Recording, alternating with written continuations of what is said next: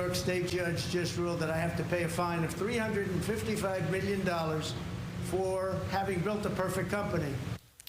Back to our breaking news. Former President Trump reacting to today's ruling in his New York civil fraud trial. The judge ordering him and his organization to pay $355 million and barring Trump from running his business in the state for 3 years. With more, we are joined by Loyola Law professor Jessica Levinson. Jessica, good to see you. Good to be here. All right, so Donald Trump says that he has a perfect company. We know he tends to, let's say, embellish a little when he talks about things politically, but you can't really do that as much in court or in legal paperwork. Can you talk about why this happened, what essentially the judge found here? The judge found at bottom that he lied, and that he lied a lot, and that he lied on financial documents, and that he got favorable loans that he otherwise would not have. That when he was seeking to do business, for instance, like with institutions like Deutsche Bank, that he didn't just exaggerate, but again, that he blatantly lied, that he committed fraud, that he committed falsification of business records, that he committed conspiracy, and that all of that led to ill-gotten gains in this case. Of course, to the tune of more than $350 million, which is a lot of money even for the former president. So those of us that watch the politics of Donald Trump, it seems like every bad thing that happens to him turns out to be a good thing for him politically. It seems like nothing sticks to him ever. Is he going to have to actually pay this? What's the deal with the appeal? I mean, could he actually have to do this? So he is either going to have to put up a bond and get somebody to back that bond, or he is going to have to put up the money. And if he doesn't within 30 days, then you see law enforcement at your door and they knock and they start seizing assets. So yes, I think as we saw with the E. Jean Carroll case, there was also a verdict in that case for $83 million.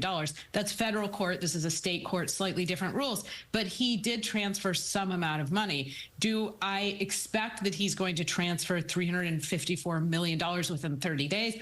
I don't know the answer to that question, but I know that legally speaking, if you appeal, that doesn't stop the clock on having to pay, because otherwise we can imagine everybody would just drag out their appeal so long that they would try to avoid these types of settlements. As we know, there are a lot of Trump cases happening. Now let's go to Georgia.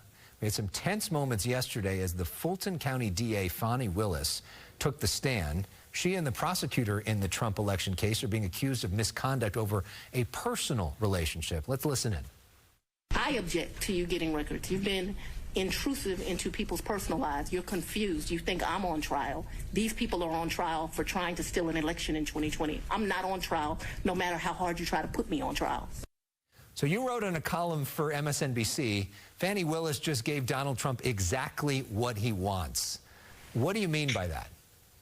So Donald Trump has said, they're after me because they're politically motivated. There's no there. I'm the victim of the worst political witch hunt in our nation's history, and that people like Fani Willis are biased. And in this case, we're having an entire hearing about whether or not she has a conflict of interest, whether or not she had a personal financial stake in this case, either being brought or, more to the point, continuing.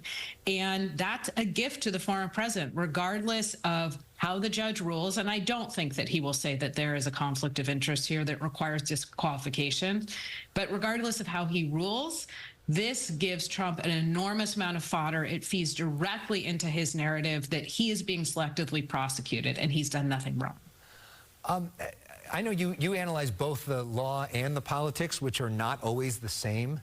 In terms of the politics of this, though, when you see somebody like Letitia James, you see Fani Willis, and you see some of these statements that are so seemingly over the top and partisan against Donald Trump, does that hurt with the politics of this? And doesn't that feed into Donald Trump's narrative?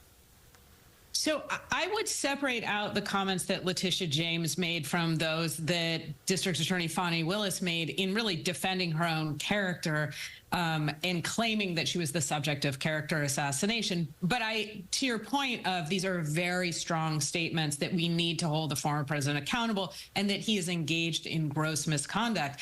I have a feeling like this probably doesn't move the needle, in the sense that for those who already support the president, seeing these kind of comments, particularly from people who are Democrats, will further their belief that this is all just about partisanship. And for other people who feel that the former president engaged in wrongdoing, they will say, yes, that is what I've been saying all along. So my sense is, again, I don't know that it changes a lot of minds here.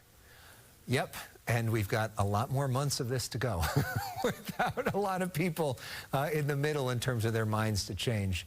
Jessica Levinson, always great analysis. Thank you so much for the insight. Have a great weekend. You too. Thank you.